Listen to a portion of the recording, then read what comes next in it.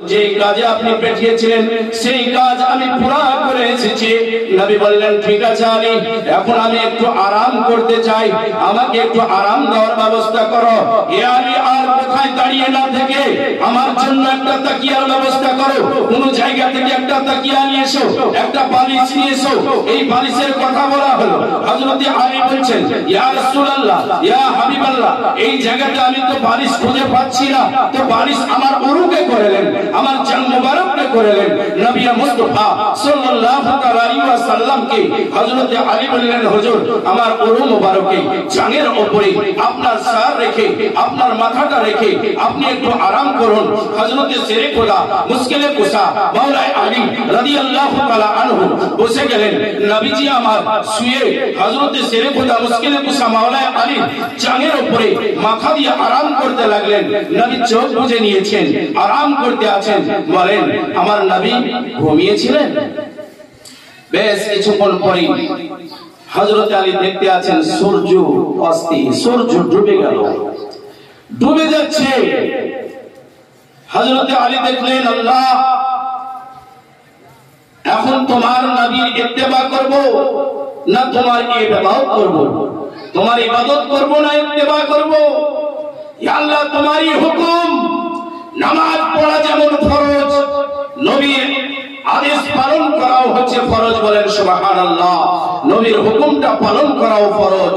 ইয়া আল্লাহ, যদি আমার নামাজ ছুটে যায় আমি নামাজের কাজা করে নিতে পারবো, আদায় করে নিতে পারবো, কিন্তু আমার নবীকে যদি আমি জাগিয়ে দিই, আমার জানের উপর থেকে যদি মাথাটা তুলে দিই, তো আমি কিয়ামত পর্যন্ত আর হয়তো সময় পাবো না, আর হয়তো নবী আমার এই জানের উপরে মাথা দিয়ে আরাম করবে না। ইয়া রাসূলুল্লাহ, আল্লাহ গো, এই নবী আরাম হয়তো আর করবে না আমার জানের উপরে মাথা দিয়ে, তাহলে এই কাজা তো আমি আদায় করতে পারবো না। আল্লাহ, যদি তোমার নবীকে উঠিয়ে দিই তুমি নারাজ হয়ে যাবা, তুমি বেজার হয়ে যাবা, আর যদি তুমি নারাজ হয়ে যাও তো আমার সমস্ত ইবাদত বান্দেগি বেকার হয়ে যাবে। আল্লাহ, আমি নামাজ পড়ে আদায় করব, কিন্তু নবীকে আরাম করাই আমি। নবী মুস্তাফাকে আরাম করাতে আছেন। আলী নবীকে কত ভালোবাসছেন দেখুন। নবী আরাম করতে আছেন, আল্লাহ বলছেন হে জিবরাইল, আর দেরি করো না, দেখো আমার আলীকে নবী কেমন পরীক্ষায় ফেলে দিয়েছে। নবীজি আলীর পরীক্ষা নিতে আছে। আলীর পরীক্ষা নবীও নিচ্ছেন, আল্লাহ নিচ্ছেন। এবার হযরত আলী আরাম করতে আছেন, সূর্য ডুবে যাচ্ছে, চোখ দিয়ে পানি টস টস করে আসতে আছে, আর বলছে আল্লাহ, আমি আলী জীবনে কোনোদিন নামাজ কাজা করিনি, আর আজকে আমার নামাজ কাজা হয়ে যাচ্ছে। হে আল্লাহ, কাল কিয়ামতের মাঠে যদি আদম সফিউল্লাহর উম্মত যদি উঠে বলে আল্লাহ, নবী মুস্তাফার সাহাবা হযরত আলীর নামাজ কেন কাজা হয়েছে, সেদিন কোন মুখটা আমি দেখাবো আল্লাহর কাছে।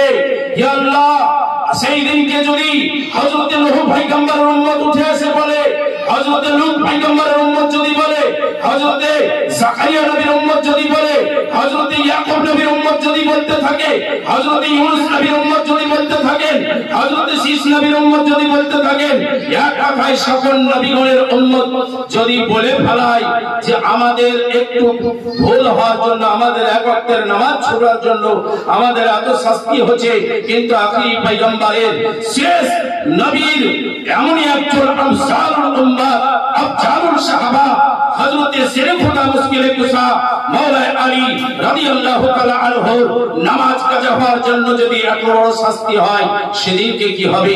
তার নামাজ কাজা হয়ে যাওয়ার জন্য যদি কিছু না বলা হয়। তাই হযরত আলী চিন্তায় পড়ে গেছেন, আল্লাহ, আমার জন্ম কাবা ঘরের ভিতরে, আমার মা আমাকে কাবা ঘরের মধ্যে জন্ম দিয়েছিল, আর সেই দিনকে আমি আল্লাহর দরবার থেকে যখন আমি পৃথিবীর মধ্যে আসি, তখন আল্লাহর দরবারে আমি কসম খেয়ে এসেছিলাম, ইয়া আল্লাহ, এই জান্নাতের মধ্যে যে নামটা দেখে গেলাম, আরশের মধ্যে যে নাম দেখলাম, ইয়া আল্লাহ, জান্নাতের চৌকাঠে যে নাম দেখেছি, আরশে আল্লাহতে যে নাম দেখেছি, লোহে মাহফুজে যে নাম দেখেছি, লোহে কালামের মধ্যে যে নামটা দেখলাম, যেই নামের জিকির ফেরেশতারা করতে আছে, আদম সফিউল্লাহ করেছে, ওই নামের জিকির, ওই নামটা যার পৃথিবীর মধ্যে যখন যাব আমি, কালো কাবার রং দেখবো না গো, কাবাকে দেখবো না, দুনিয়ার চেহারা দেখবো না, মার চেহারা কেমন, মার চেহারা পর্যন্ত আমি দেখবো না, সৃষ্টি করেছো সেই নবীকে যতক্ষণ পর্যন্ত না দেখতে পাবো ততক্ষণ পর্যন্ত আমি কোন জিনিসের আর চেহারা দেখবো না, কোন জিনিসকেই দেখবো না। এই কথা বলতে শুরু করলেন। এই ওয়াদা করে কাবা ঘরের মধ্যে যখন হযরতে আলীর জন্ম হয়, হযরতে আলী মায়ের দুধ পান করেনি, চোখটা বুঝেছিলেন কোন রকমের আশা কিছুই ছিল না। সেদিনকে হযরতে শেরখোদা মুশকিলে কুসা মাওলা আলীর মা কান্না করতে করতে বলছে, আমার ছেলে কি বাঁচবে না, আমার ছেলে কি মরে যাবে, কোথায় যাব আমি আমার ছেলেকে বাঁচাবার জন্য। তিনি চতুর্দিকে লক্ষ্য করে দেখলেন, যদি যেতে হয় কাকাই নামদার মদিনাকে তাসদার হাম গরিবো কে আকা নবী মুহাম্মদ রাসূল সাল্লাল্লাহু আলাইহি ওয়াসাল্লামের কাছে যাই, ওইখানে গেলে পারে হয়তো আমার ছেলেকে বাঁচাতে পারবো। নবীজির কাছে যে যখন বললেন, বাবা এরকম এরকম ব্যাপার, আমার হযরতে আলী চোখ বুজে আছে, আমার দুধ পান করেনি, কাবা ঘরের মধ্যে তাকে রেখে এসেছি, ব্যাপারটা কি, একবার চলো তাড়াতাড়ি।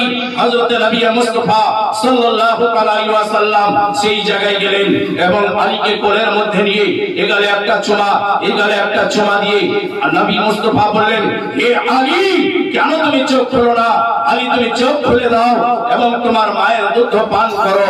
নবী মুস্তাফার আওয়াজ পেয়ে হযরতে আলী চোখ খুলে দিয়ে মুচকি হাসি দিয়েছিলেন, বলেন সুবহানাল্লাহ। হযরতে আলী বলছেন, আমি সে আলী যে আলী নাবালক অবস্থায় নবীর কালেমা পড়েছিলাম, আমি সে আলী যে আলীর নামাজ কোনোদিন কাজা হয়নি, আর আজকে সেই আলীর নামাজ কাজা হয়ে যাচ্ছে। তাই চোখ দিয়ে টস করে পানি নবীজির গালে এসে পড়লো, বলেন সুবহানাল্লাহ। নবীজির গালে যখন পানি পড়ে যায় এক ঠোপা, নবীজি জেগে গেলেন। আচ্ছা বলুন তো, কিছু মানুষ বলছে নবী মরে মাটির সঙ্গে মিলে গেছে। ছোট্ট একটা কথা, এইখান থেকে যদি কলকাতা পর্যন্ত একটা বাস যায়, সেই বাসের মধ্যে মানুষ যদি লোড থাকে আর ড্রাইভার যদি ঘুমিয়ে যায় চালু করে দিয়ে বাস, তো বাসখান কোথায় যাবে বলেন? বাসটা নর্দমায় যাবে, বাসটা একটা গর্তে পড়ে যেতে পারে, খালে পড়ে যেতে পারে, সমস্ত মানুষ মারা যেতে পারে। কিন্তু আমার নবী মুস্তাফা যদি ঘুমিয়ে যায় তাহলে এই পৃথিবীটাও ঘুমিয়ে যাবে। নবী মুস্তাফা জেগে আছে বলে মসজিদে আজানের মধ্যে নবীর নাম শোনা যায়, নবী মুস্তাফা জেগে আছে বলে মিলাদ মাহফিলে নবীজির জিকির ও আজকার শোনা যায়।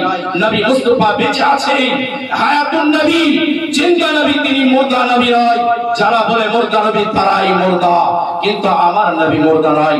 নবী মুস্তাফা সাল্লাল্লাহু আলাইহি ওয়াসাল্লাম আলীর দিকে লক্ষ্য করে বলছেন, আলী কে তোমার চোখ দিয়ে পানি ঝরাচ্ছে বলো, কে তোমাকে দুঃখ দিয়েছে বলো, কে তোমাকে কষ্ট দিল বলো, কে তোমাকে মেরেছে বলো, কেন তুমি এইভাবে কান্না করতে আছো? হযরত শেরখোদা মুশকিলে মাওলা মুশকিলে কুসা মাওলা আলী বলছেন, ইয়া রাসূলুল্লাহ ইয়া হাবিবাল্লাহ আবিহি ফিদাকা ইয়া রাসূলুল্লাহ, আমি কান্না করতে আছি এমনি একটা কারণে কান্না করছি। বলে আলী কি কারণ বলো? বলে হুজুর জীবনেতে আমার কোনোদিন নামাজ কাজা হয়নি, এই প্রথম আমার নামাজ কাজা হয়ে গেল। তাই আমি ভাবছি যে কিয়ামতের মাঠে যদি অন্য অন্য নবীগণের উম্মতেরা আমাকে প্রশ্ন করে, সেদিন আমি আর উত্তর দিতে পারবো না, সেদিন আমি আর উত্তর দিতে পারবো না। 9টা পর্যন্ত আমাকে টাইম দিয়েছে, 9টার মধ্যে আমি ছাড়ার চেষ্টা করছি, তাতে 2-1 মিনিট বিরতি পাবো, 2-1 মিনিট বিরতি পেতে পারবো। তো নবী মুস্তাফা সাল্লাল্লাহু আলাইহি ওয়াসাল্লাম কে হযরত আলী বলতে আছেন যে হুজুর, আলী বলছেন, ইয়া রাসূলুল্লাহ ইয়া হাবিবাল্লাহ, আমি যে নামাজ কাজা করে দিয়েছি, কিয়ামতের মাঠে যদি আমাকে কোন অন্য নবীদের উম্মতেরা জিজ্ঞাসা করে সেদিন আমি জবাব কি করে দেব? তাই ভাবতে আছি। তাহলে কেন আমাকে উঠালে না যে নামাজ আদায় করে দিতে? বলে ইয়া রাসূলুল্লাহ, আপনি হচ্ছেন আল্লাহর পয়গম্বর, আল্লাহর নবী, আপনার হুকুমে চাঁদ সূর্য সবকিছু চলে, আপনি ইচ্ছা করলে চাঁদ সূর্যকে থামিয়ে দিতে পারেন, সেই নবী আপনি। আপনার হুকুম বিনা হুকুমে জিবরিল আমিন আপনার ঘর পর্যন্ত যেতে পারে না, আপনার হুকুম নিয়ে জিবরিল আমিন ঘরে ঢোকে, আপনি সেই নবী। ইয়া রাসূলুল্লাহ ইয়া হাবিবাল্লাহ, তাই আপনাকে আমি উঠাতে পারিনি, আপনার ইত্তেবা করতেছিলাম। বলে ঠিক আছে আলী, তুমি এখন বলো কি করবে, তুমি কি আদা করবে না কাজা করবে? হযরত আলী বলতে আছেন, ইয়া রাসূলুল্লাহ যদি কেউ নগদ পায় তো বাকিতে কেউ যাবে না, তাই আমাকে যদি আপনি নগদ দেন তো আমি বাকিতে যাব না। রাসূল পাক সাল্লাল্লাহু আলাইহি ওয়াসাল্লাম বললেন, যাও আলী, আর দেরি না করে ওযু করো। হযরত আলী ওযু করতে শুরু করলেন। ওযু শেষ, নবী মুস্তাফাকে বলছেন, হুজুর আমার ওযু হয়ে গেছে। নবী মুস্তাফা আকাশের দিকে লক্ষ্য করে সূর্যের দিকে ধ্যান দিয়ে হাতের আঙুলে ইশারা করলেন। সূর্য উঠে আসরের টাইমে দাঁড়িয়ে গেলেন। বলেন সুবহানাল্লাহ। নবী মুস্তাফা আলীকে বললেন, আলী নামাজ আদায় করো। আলী এইভাবে নামাজ আদায় করেছিলেন। শুধু তাই নয়, নবী মুস্তাফা সাল্লাল্লাহু আলাইহি ওয়াসাল্লাম আকাশের চাঁদকে দুই টুকরা করেছেন। এবং এই ভারতের মাটি এমন একজন রাজা, এমন একজন হিন্দু রাজা ছিল যার নাম ছিল চারাগণ বাদশাহ, সে পর্যন্ত দেখেছিল। এবং সেই বাদশাহ নবীজির ওই মুজিজা দেখে আসার পরে নবীর হাতে কালেমা পড়ে তিনি কেরালার বুকে বিশাল আকারের মসজিদ তৈরি করে দিয়েছে। বলেন সুবহানাল্লাহ। কি সুবহানাল্লাহ। ফিরি বিবি তার আত্মীয় স্বজন যে হোক বিদায় নিয়েছে, তার কেউ হয়তো চলে গেছে, তার জন্য 500 টাকা দান করেছে আল্লাহ। ফিরি বিবির 500 টাকাকে আল্লাহ তুমি কবুল করে নিয়ে তার আব্বা মা, তার আত্মীয় স্বজন যারা জান্নাত, যারা কবরবাসী হয়েছে, তাদের কবরগুলিকে জান্নাতের টুকরা, জান্নাতের বাগান বানিয়ে দাও।